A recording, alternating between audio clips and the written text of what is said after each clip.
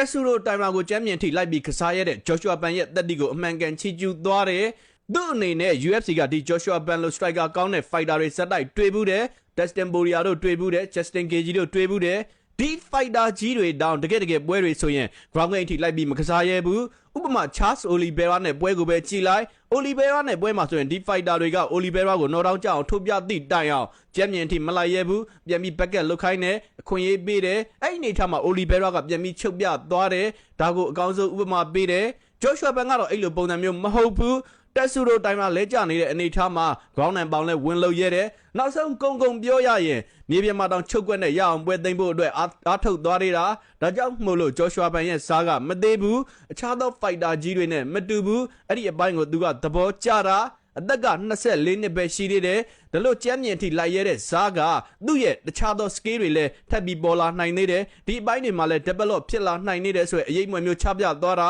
ဒါကြောင့်မို့လို့ Joshua Pan ကလည်း complete fighter မျိုးဖြစ်လာနိုင်တယ်ထိုးပုံထိုးပေါက်စုံတဲ့ fighter မျိုးဖြစ်လာနိုင်တယ်ဆိုပြီး DJ ကမှတ်ချက်ပေးချီးကျူးသွားတာဖြစ်ပါတယ်